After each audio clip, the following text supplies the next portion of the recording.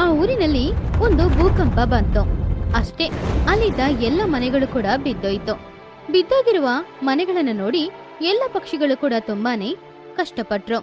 ಅವಾಗ ಮಹಿಹದ್ದು ಅವ್ರ್ಯಾರು ಕಷ್ಟಪಡ್ಲೇಬಾರ್ದು ಅಂತ ಮನ್ಸೊಳಗಡೆ ಆಲೋಚನೆ ಮಾಡ್ತಾ ಇತ್ತು. ಆದ್ರಿಂದ ತಕ್ಷಣ ಅಡವಿಯೊಳಗಡೆ ಹೋಗಿ ವಾಸ ಮಾಡಕ್ಕೆ ಏನಾದ್ರೂ ಜಾಗ ಸಿಗುತ್ತಾ ಅಂತ ನೋಡ್ತಾ ಇತ್ತು. ಆವಾಗ್ಲೇ ಹಲವಾರು ವರ್ಷಗಳಿಂದ ಅದೇ ಊರಿನಲ್ಲಿದ್ದ ಒಂದು ದೊಡ್ಡ ಮರನ ನೋಡಿತು.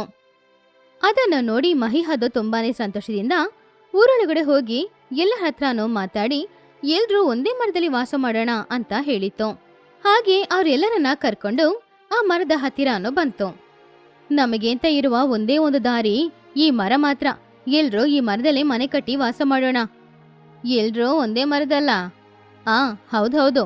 ಹೇಗೋ ಸುಮಾರು ಕೊಂಬೆಗಳು ಇದೆ ತಾನೇ, ಒಂದೊಂದ್ ಕೊಂಬೆಯಲ್ಲಿ ಒಬ್ಬೊಬ್ರು ಮನೆ ಕಟ್ಕೊಳ್ಳೋಣ.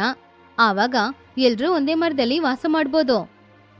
ಹಾಗೆ ಮಹಿಹದ್ದು ಹೇಳಿದ್ರಿಂದ ಆ ದೊಡ್ಡ ಮರದ ಕೊಂಬೆಗಳಲ್ಲಿ ಒಬ್ಬೊಬ್ರು ಒಂದೊಂದ್ ಕೊಂಬೆಯಲ್ಲಿ ಮನೆ ಕಟ್ಟಿ ಅಲ್ಲಿ ತುಂಬಾನು ಸಂತೋಷವಾಗಿ ಬಾಳ್ಬೇಕು ಅಂತ ಅಂದ್ಕೊಂಡ್ರು.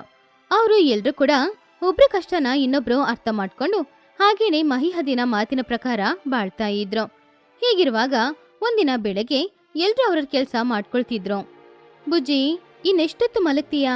ಟೈಮ್ ಆಗ್ತಾ ಇದೆ, ಬಾ ಬೇಗ ಎದ್ದೇಳು. ಅಯ್ಯ ಅಮ್ಮ, ಯಾಕಮ್ಮ ಇಷ್ಟ ಬೇಗ? ಅಂಗಡಿಗೆ ಹೋಗ್ಬೇಕಲ್ವಾ, ಸೋಮವಾರಿಯಾಗಿರ್ಬೇಡ, ಬಾ ಹೋಗೋಣ. ಸರಿ ಅಮ್ಮ, ಎದ್ದು ಹೊರಡ್ತೀನಿ ತಡಿ.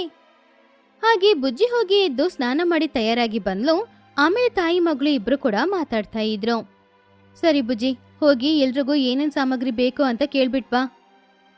ಸರಿ ಅಮ್ಮ, ಬರ್ತೀನಿ. ಹಾಗೆ ಬುಜ್ಜಿ ಗುಬ್ಬಚ್ಚಿ ಎಲ್ಲರ ಮನೆಗೂ ಹೋಗಿ ಏನೇನ್ ಸಾಮಗ್ರಿ ಬೇಕು ಅಂತ ಕೇಳಿದ್ಲು.